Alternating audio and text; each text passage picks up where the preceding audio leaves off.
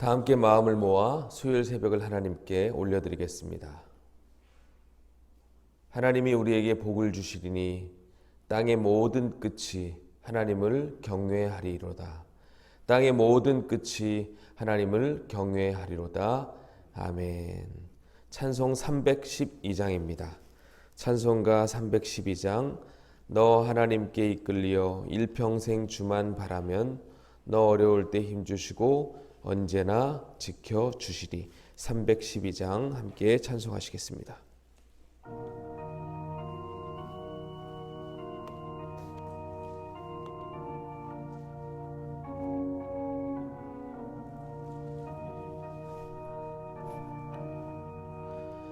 너 하나님께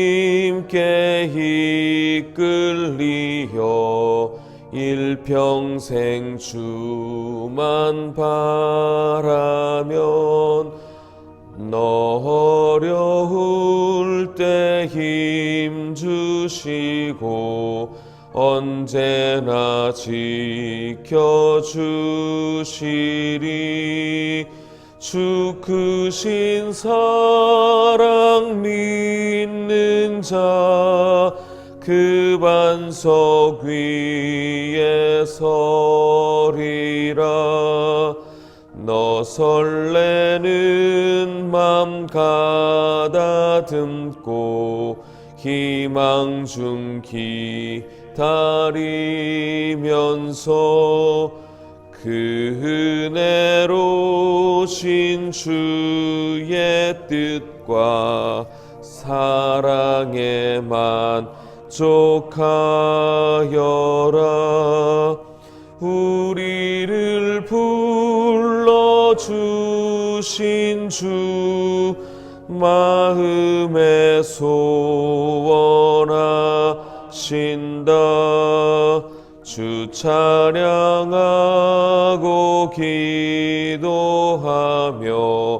내 본분 힘써 다하라. 주 약속하신 모든 은혜 내게서 이루어지리라. 참되고 의지하는 자 주께서 기억하시리. 아멘. 이 시간 한마음 한입술로 기도하겠습니다. 매주 수요일마다 드려지는 기도의 제목입니다. 민족복음화와 세계선교와 북한교회 재건을 위해 기도합니다. 대한민국의 교회들마다 원색적 복음으로 가득하게 하시고 모든 교회가 이단 척결의 선봉장 교회가 되게 하옵소서. 선교사님들에게 불같은 확신과 열정을 주시고 선교지마다 부흥의 소식이 넘치게 하옵소서. 북한의 3대 세습 독재 정권은 속히 무너지고 지하교회 성도들을 지키시며 통일의 날을 허락하여 주옵소서. 특별히 우리 서울중앙교회가 전도와 선교와 열방을 향해 더욱더 힘차게 나아가고 복되게 쓰임받는 귀한 교회 되게 하여 주옵소서. 이러한 기도의 제목과 함께 우리 수험생 자녀들을 위해서 기도하겠습니다. 주님 이름 간절히 부르시고 함께 기도합니다. 주여, 하나님 아버지 감사합니다. 저희들을 사랑하셔서 오늘도 귀한 날을 구별하여 주님께 드리게 하시니 감사합니다. 주님께서 우리에게 원하시는 바 너희는 먼저 그의 나라와 그의 의를 구하라 말씀하셨습니다.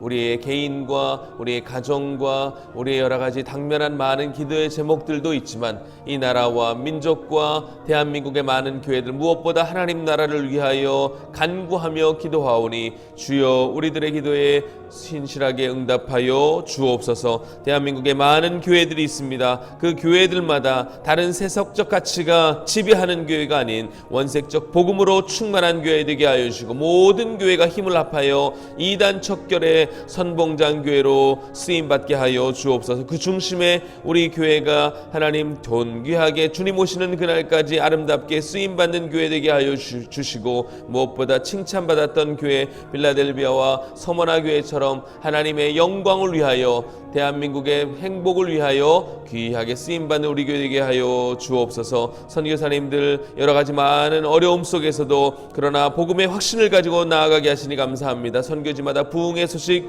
아름다운 열매가 가득한 소식이 넘치게 하여 주시고, 무엇보다 우리 선교사님들의 사역 가운데 하나님 늘 동행하셔서 안전하게 하시고 그 일들을 통하여 주님 영광 받아 주옵소서. 우리 교회가 이 일에 더욱 힘쓰는 교회 되게 하시고, 특별히 저 북한 땅을 위하여 기도하오니 주여 악한 정권 속히 무너지게 하시고 지하교회 성도들이 하나님 간구하며 부르시는 저 기도에 주님 응답하여 주옵소서. 하나님 아버지 감사합니다. 우리 교회가 또 우리 성도들이 나와 우리 가정과 우리 교회만을 위하여 기도하지 아니하고 너희는 먼저 그의 나라와 그의 의를 구하라 말씀하신 그 명령을 조차 대한민국과 많은 세계 열방과 또 선교사님들을 위해 하나님 나라를 위해 기도하게 하시니 감사합니다. 주님, 우리들의 기도가 하늘에 상달되는 복된 기도와 기도의 제목이 되는 줄 믿습니다. 주님께서 원하시는 기도의 제목들을 아뢰어 늘 응답받는 귀한 은혜가 있게 하여 주옵소서. 무엇보다 대한민국에 많은 교회들이 있습니다. 십자가의 복음이 다시금 살아나게 하여 주시고 이 코로나가 결코 교회를 침범하지 아니하도록 주의 성령께서 눈동자처럼 지키시고 보호하여 주옵소서. 특별히 이 어려운 상황 속에서도 복음을 들고 땅끝까지 이르라고 말씀하신 주님의 명령을 따라 나간 우리 선교사님들에게 영육 간의 강건함과 성령의 충만함과 사역에 하나님 그런 은혜를 더하여 주셔서 아름다운 귀한 소식들이 오고 가게 하여 주시고, 무엇보다 선교사님들의 가정과 사역 가운데 불같은 확신과 열정을 허락하여 주셔서 하나님 그 선교지마다 복음의 소식, 부흥의 소식이 넘쳐나게 하여 주옵소서. 저 북한 땅을 위하여 기도합니다. 동토와 같은 저 땅 하나님 속히 하나님의 은혜로 눈 녹듯 내려지길 간절히 원합니다. 3대 악한 세습 독재 정권은 무너지게 하시고 지하교회 성도들을 지키시어 속히 복음 통일의 날을 허락하여 주옵소서. 우리 교회가 이 일에 더욱더 전도하는 일에 선교하는 일에 존귀하게 쓰임받는 교회 되게 하시고, 그리하여 이 지역사회를 하나님 선도하는 일에 앞장서는 귀한 교회 우리 서울중앙교회 되게 하여 주옵소서. 수요일마다 기도하며 간구하는 이 기도의 제목에 우리 주님께서 가장 복된 것으로 응답하여 주시기를 간절히 원하오며 예수님의 이름으로 기도하옵나이다. 아멘. 오늘 우리에게 주시는 하나님 말씀은 신명기 18장 1절에서 8절까지의 말씀을 보겠습니다. 구약성경 289면 신명기 18장 1절에서 8절까지 말씀, 저 여러분이 한 절씩 교독하겠습니다. 레위 사람 제사장과 레위의 온 지파는 이스라엘 중에 분깃도 없고 기업도 없을지니 그들은 여호와의 화제물과 그 기업을 먹을 것이라.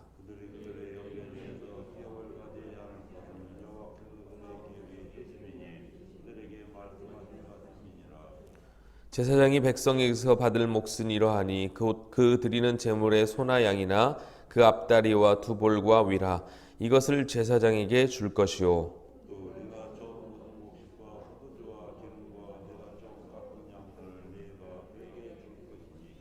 이는 내 하나님 여호와께서 내 모든 지파 중에서 그를 택하여 내시고 그와 그의 자손에게 항상 여호와의 이름으로 서서 섬기게 하셨음이니라.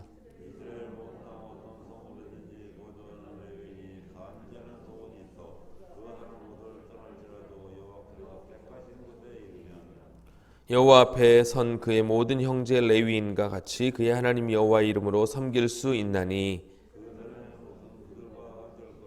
그가 조상의 것을 판 것은 별도의 소유이니라. 아멘. 기업이란 것은 본시 하나님의 것인데 선물로 떼어서 분배를 해 주었다는 의미입니다. 마치 부모가 유산으로 자식에게 상속해 주는 것처럼 하나님께서는 가나안 땅이라는 기름진 유산을 이스라엘 12지파에게 또 그 지파들이 먹고 살 수 있도록 기업으로 선물로 주신 것입니다. 그러나 단 한 지파에게는 이런 기업을 허락지 않으셨는데 그 지파가 바로 레위 지파입니다. 여러분, 제사장들은 어느 지파에서 나왔습니까? 레위 지파에서 나왔죠. 레위 지파 가운데서도 바로 아론의 자손들에게서, 후손들에게서 제사장 그룹이 나왔습니다. 그러니까 레위 지파와 제사장들은 하나님께로부터 먹고 살 수 있는 땅을 기업으로 분배받지 못했기 때문에 당장 먹고 사는 문제가 그들에게 걸림돌이 될 수 있었던 것입니다. 제사장들도 육신을 입고 있기에 당연히 먹고 사는 문제가 해결되어야 했습니다. 하나님께서는 하나님의 제사를 돕는 제사장들에게 제사를 바친 제물로부터 그 양식을 취하도록 하셨습니다. 제사를 드리는 일반 백성들에게는 땅을 기업으로 주셔서 제사를 드리도록 하셨고, 제사를 돕는, 즉 성막에서 일하는 제사장들은 그 제사를 드린 일부가 그들의 소유가 되게 하심으로 생계의 걱정 없이 하나님의 일을 할 수 있는 환경을 제공해 주신 것입니다. 오늘 본문 1절과 2절을 다시 한번 보겠습니다. 레위 사람 제사장과 레위의 온 지파는 이스라엘 중에 분깃도 없고 기업도 없을지니 그들은 여호와의 화제물과 그 기업을 먹을 것이라. 그들이 그들의 형제 중에서 기업을 가지지 않을 것은 여호와께서 그들의 기업이 되심이니 그들에게 말씀하심 같으니라. 아멘. 여기서 하나님께서 그들의 기업이 되셨다라는 표현이 나오는데 참 좋은 표현인 것 같아요. 하나님께서 기업이 되셨다. 사실은 하나님께서 기업이 되신 그런 기업이 되신 지파는 레위 지파뿐 아니고 모든 지파가 다 하나님께서 기업이 되셨습니다. 그렇기 때문에 저와 여러분 모두가 하나님의 기업이 된 줄 믿습니다. 하나님께서 또 우리를 그렇게 기업 삼아 주신 것이죠. 여기에서 말하는 구체적인 의미는 무엇인가? 바로 백성들이 바친 제사의 제물 중 일부와 소산의 그 11조, 이것이 결국 레위 지파의 기업과 분깃이 되었다라는 말씀입니다. 바로 이것을 가리켜 성경은 하나님께서 친히 그들의 기업이 되셨다라고 표현하고 있는 것이죠. 그럼 이 말씀을 오늘 우리에게는 어떻게 적용해 볼 수 있는가? 물론 저는 적용이 쉽죠. 다들 표정만 보니까, 눈만 지금 보이니까 지금 웃으시는지 안 웃으시는지 잘 모르겠지만 어쨌든 저는 적용이 일단 쉽습니다. 오늘 말씀을 통해 성경은 우리가 하나님을 섬기는데 두 가지 방식이 있고 그 두 가지 중 하나를 선택할 수 있다는 것을 말씀하고 있는 것입니다. 먼저는 일반적인 직업, 즉 우리 성도들에 대한 이야기인데, 직장을 가지고 일을 함을 통해 얻은 수확을 하나님께 헌금으로 바치는 삶을 선택하는 것입니다. 또 하나는 전적으로 주의 전에 봉사하면서 하나님께서 주시는 것으로 삶을 살아가는 소위 목회자와 선교사회 같은 삶을 선택할 수도 있습니다. 별 연관성이 없어 보이는 이 두 가지의 삶은 그러나 모두 하나님께서 친히 기업이 되시어 각자의 삶에 모든 쓸 것을 공급해 주신다는 사실은 변함없는 동일한 진리입니다. 믿으십니까? 그렇기 때문에 우리 성도들 그리고 교역자가 서로가 서로에게 대해 아주 중요한 역할을 하고 있다는 사실을 성경은 지속적으로 우리에게 말씀해 주고 있는 것이죠. 모세오경에는 곳곳에서 구약시대 일반 백성들이 드리는 제사를 통해 하나님은 제사장들을 먹이시겠다고 말씀하셨습니다. 그럼 이것은 제사장들만 위한 것인가? 아니요. 그것은 성도들을 위한 것이기도 하였습니다. 오늘날로 말하자면 성도들이 내시는 헌금을 통해 교역자들이 생활을 하도록 도움을 받는 것과 같은 이치인데, 그러면 헌금이 본시 교역자들의 사례를 주는 것이 목적입니까? 그것은 아닙니다. 일부는 그런 용도로 물론 쓰이게 되지만 본래 헌금의 목적은 그것이 아니죠. 사실 구약시대의 제사는 자신의 죄 문제를 해결받음을 통해 궁극적으로 하나님과의 관계 회복이 주 목적이었습니다. 이게 제사에 있어서 기본이었다는 것이죠. 그러니까 제사가 많아서 드려진 제물이 많아진다면 자연히 제사장들의 목도 많아질 것입니다. 그런데 가만 보면 제사를 많이 드린다는 것은 무엇을 의미하는 것입니까? 그만큼 백성들이 자신의 죄에 대해서 민감하게 하나님께 반응했다는 것을 의미합니다. 하나님과의 관계 회복을 위해 더 치열한 영적인 삶을 살았다는 것을 증명하는 것이기도 하였습니다. 결국 이러한 하나님과의 친밀한 관계는 그들에게 하나님께서 베풀어 주시는 복된 삶을 보장하는 것이기도 하였습니다. 그러니까 제사를 많이 드려서 제사의 제물이 많다? 이것은 그만큼 백성들이 하나님께로 나오는 빈도수가 많아졌다는 것을 의미하고 그만큼 이스라엘 백성들 모두가 하나님과의 친밀한 관계를 유지하고 있었다. 이게 핵심이라는 것이죠. 그러나 반대로 제사가 적어지고 제사장들의 당연히 돌아갈 몫이 적어져서 제사장들이 자신의 생계를 걱정하기 시작한다면 그게 제사장들의 문제만은 또한 아니었다는 것입니다.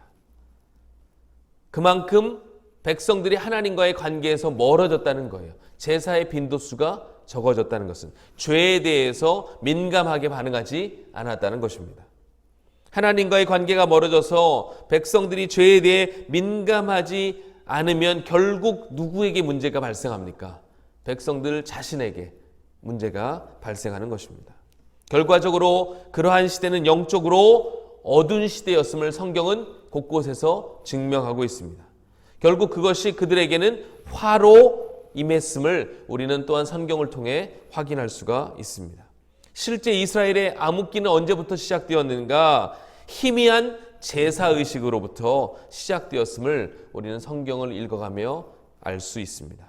특별히 대표적으로 그 시대가 어느 시대입니까? 자기의 소견대로 행했던 시대, 바로 사사시대가 바로 그 대표적인 시대였다고 말을 할 수가 있을 것입니다. 특별히 사사기에는 많은 스토리들이 등장하는데 사사기 17장에 미가라 하는 사람이 나옵니다. 이 미가가 어떠한 일을 행하는가? 직장과 마땅히 머물 곳이 없던 한 레위인을 자신의 집에 가정제사장으로 삼는 일이 발생해요. 이게 얼마나 영적으로 혼탁하고 어려운 시대였는지를 반증하는 거예요. 제사장이 일단 직장이 없어요. 섬길 교회가, 소위 오늘날의 말로 섬길 교회가 없었다는 거예요. 그런데 또 가다 보니까 한 돈 많은 집에서 우리 집 와서 가정제사장 해줄래? 그랬더니 선뜻 또 그것을 받아들여요. 초청하는 사람도 초청을 응하는 사람도 문제가 있다는 것입니다. 그러니까 이 장면 하나만 보더라도 사사시대가 얼마나 영적으로 암울했는지, 영적으로 하나님과 멀어졌는지를 단적으로 보여주는 그런 모습이었다고 할 수가 있는 것이죠.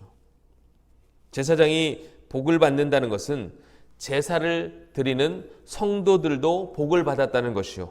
성도들이 하나님께 복을 받으면 자연스럽게 하나님을 섬기는 제사장들이 또한 그 은혜를 함께 나눌 수 있다는 것입니다.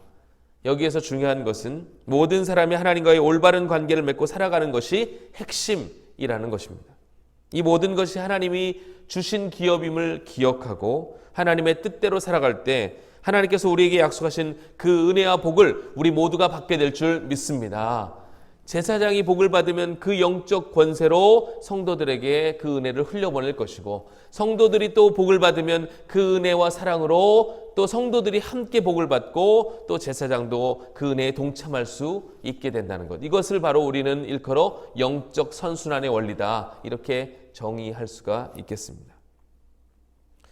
성도 한 사람이 받은 복은 또다시 풍성한 열매가 되어 교회와 교회를 돕는 하나님의 사람들에게 감사의 제목이 될 것입니다.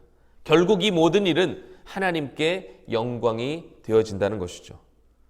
하나님의 일을 할 때는 늘 악순환이 아닌 선순환이 이루어져 모든 사람이 은혜를 나눌 수 있어야 하겠습니다. 이것이 물된 동산이 가지는 특권인 줄 믿습니다.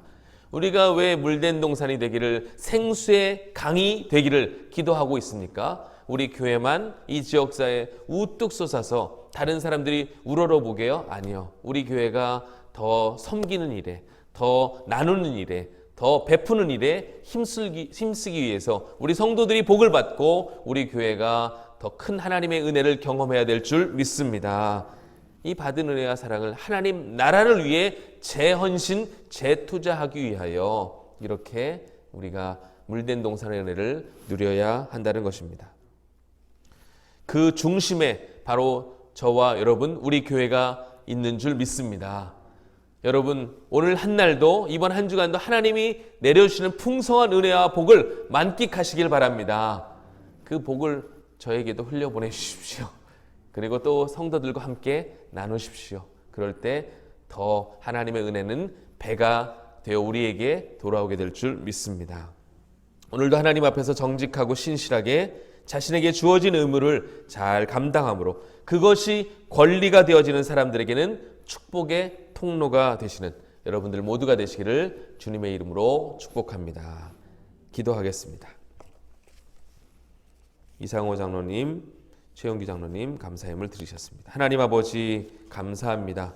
오늘 귀한 말씀을 통하여 레위 지파 또 제사장들에게 또 돌아가야 할 몫이 어떠한 영적인 흐름을 통해서 주어지는 것인지 또 그것을 통해서 하나님이 기대하시는 바는 무엇인지를 알게 하시니 감사합니다. 우리 교회가 날마다 영적 선순환이 이루어지는 교회 되게 하여 주옵소서. 하나님께서 베풀어 주시는 복을 우리 성도들이 받아 누리게 하시고 또 그 받은 은혜와 사랑을 함께 나누며 함께 감사의 제목을 찾아가는 귀한 공동체 사랑의 그런 사랑이 넘치는 교회 될 수 있도록 주님 도와 주옵소서. 한 사람에게는 어떤 그런 것이 의무일지 몰라도 그것이 권리가 되어지는 사람들에게는 함께 복이 되는 은혜가 우리 모두에게 임할 수 있도록 주님 도와 주옵소서.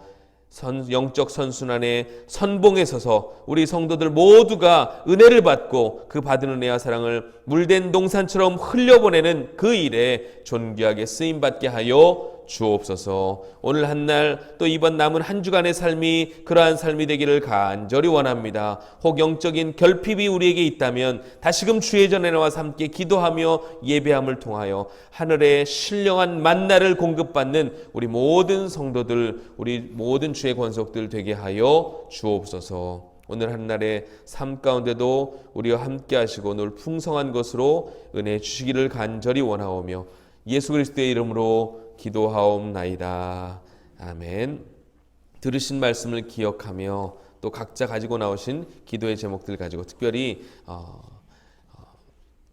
장례를 당한 우리 귀한 박윤선 집사님 가정을 위해서 함께 또 기도해 주시면 좋겠습니다. 우리 주님 이름 간절히 부르시고 함께 기도하겠습니다. 기도합니다. 주여